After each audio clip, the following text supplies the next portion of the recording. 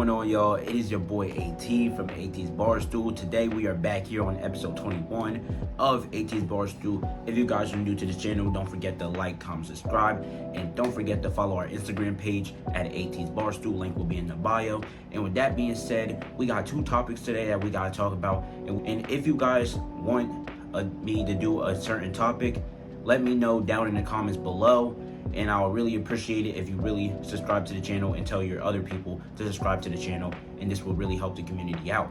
But with that being said, let's get into it. Now, the first topic that we are going to be talking about today is we're going to start off with the NFL and the T.J Watt contract extension that happened a couple days ago. He signed a 3-year, $123 million deal to the Pittsburgh Steelers, or to re-sign with the Pittsburgh Steelers finally, and I mean finally, as a Steelers fan, they finally extended him, and he gets $108 million guaranteed. Also, he has ended up now the highest non-paid QB in the NFL, which is great. And for the Pittsburgh Steelers, this is a big win, because there was rumors going around that T.J Watt can potentially get traded, and there was a lot of rumors talking about, he might not be a Pittsburgh Steeler by next year. But now he is on a 3-year deal, so they will have him for 3 years now.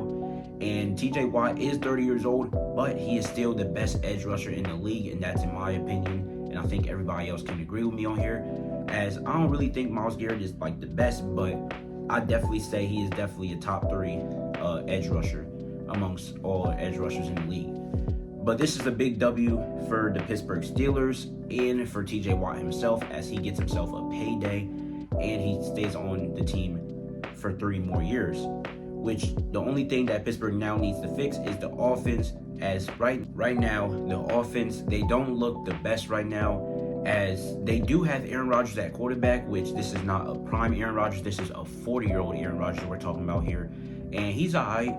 But I don't think he's going to get it done for Pittsburgh. I definitely think Pittsburgh is still going to be a good team who's going to have a winning season. It's just going to be the offense that's going to be holding them back. And now they have Jaylen Warren as running back 1, which he's a pretty solid running back. We've seen how much effort he puts in every single run, in every single play for the Pittsburgh Steelers.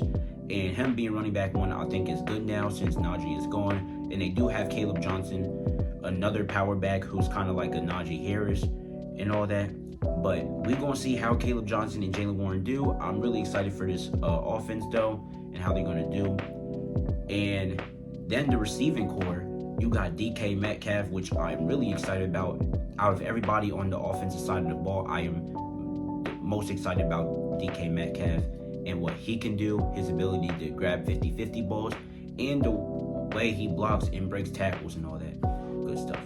Then they got Calvin Austin, who is more like a slot receiver, but he's going to most likely be wide receiver 2. The speedster from Memphis is going to be a pretty good weapon for Pittsburgh. Is he going to be the best of weapons? I don't think so. I feel like he is going to have a probably 600, 700-yard season, which is pretty solid, with about 5 touchdowns, in my opinion. That's my opinion on Calvin Austin. And then they got Robert Woods, who's a 3rd receiver, who's not really in his prime. He is 33 years old. And he's pretty old, getting close to retirement, so yeah. But we gonna see how they do. And then they got the tight end, Pat Freiermuth, Jonnu Smith, who they got in the Minka Fitzpatrick and Jalen Ramsey trade.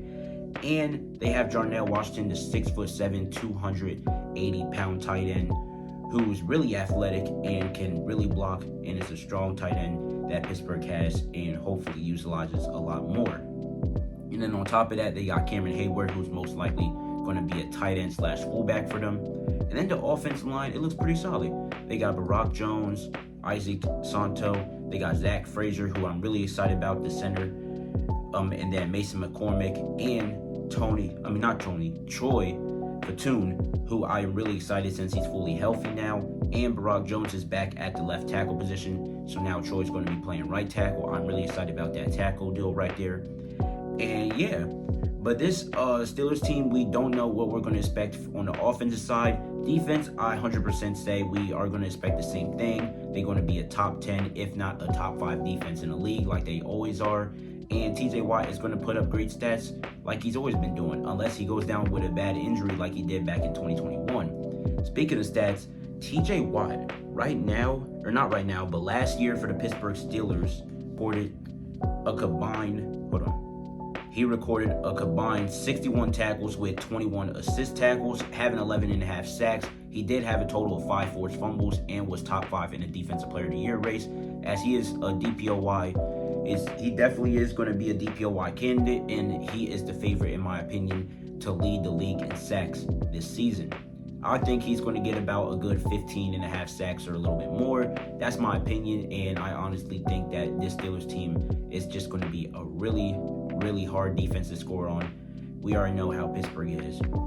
And the offense, it really comes down to them. How is Aaron Rodgers going to do? How is Jaylen Warren going to do as running back one? And how is the rest of this receiving core with DK Metcalf leading the way is going to do? That's my opinion on Pittsburgh. And I honestly think that the Pittsburgh Steelers is in a good spot. Now they re-sign T.J. Watt, and all they got to do is now just build a pretty good offense. If the offense don't do well this year, they just got to build it better. You know what I'm saying? But other than that, though, I 100% think this Steelers team is going to be in good hands. I'm not really worried about them having their first losing season, as everybody thinks that every single year. And I think it's just going to be pretty much of a repeat of last year. Hopefully, as a Steelers fan myself, hopefully we can get up to at least a divisional round and at least a playoff win, if you understand. And yeah, on to the next topic, though. And now the next topic that I'm going to be talking about is going to go to the NBA. So instead of the NFL, we're going to go to the NBA. We're going to talk about Bradley Beal, one of the Phoenix Suns stars.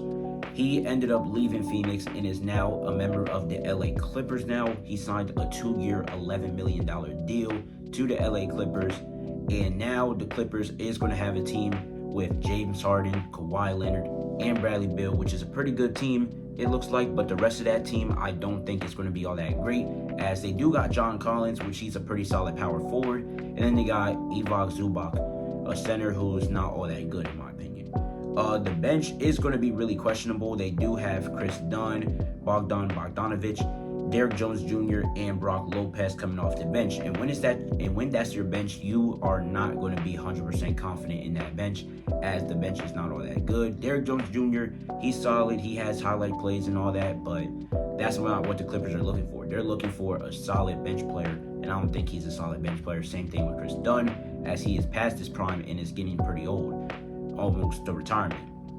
Same thing with Brock Lopez and Bogdan Bogdanovic, as Bogdanovic is past the age of 30 now, and Brock Lopez, he is close to retirement, as he's about almost 36, 37 years old. I will not be 100% confident in this Clippers team, despite getting Bradley Beal, James Harden, and Kawhi Leonard. All three of them being on the same team, which probably years back, probably around 2020 to 2022, I would say this team will be really exciting and will be a championship contending team, because John Collins, everybody will still have hope for this guy. But as of right now, in 2025, going into the 25-26 season this year, I don't think that this is going to be any good.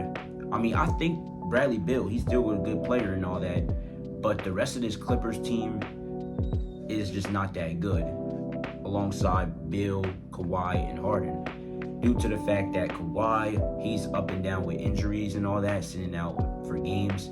Same thing with James Harden, as James Harden, he can consistently average 20 a game on a daily basis, but he does also deal with injuries too. And then Bradley Beal, who's just old, and he's not bad, but he is definitely going down in production, as this season for the Phoenix Suns, he averaged about 17 points per game, 3.3 rebounds, 3.7 assists, and 1.1 steals per game, shooting 49.7% from the field and 39% from the three. I don't think those are not bad stats in my opinion. Let's not get it twisted, but it is not the best of all stats. It's not the NBA All-Star Bradley Beal that we seen back a couple years ago when he was in Washington, when he was putting up about 23 to 25 a game, and he was playing with John Wall and absolutely balling out. But other than that, though, this Clippers team, I don't see them making the playoffs once again. And honestly, if they get a better bench and also get a better big man, I will say this team can possibly be a playoff team. And they're also in the Western Conference, which is a pretty tough conference. And I don't even see the Clippers even being like a mid-tier team, like a 40-win team. I think they are going to end up being one of the top 5 worst teams in the Western Conference next year. And other than that, we got to see how the other conference, the Western and Eastern Conference, looks like by the end of this offseason. But other than that, though, thank you guys for enjoying this video. Don't forget to like, comment, subscribe, and don't forget to follow my Instagram page at AT's Barstool. I will be dropping shirts soon, but I will let y'all know on my Instagram page. But other than that, though, thank you guys for enjoying this video. I appreciate y'all, love y'all, and hopefully y'all stay safe. Peace.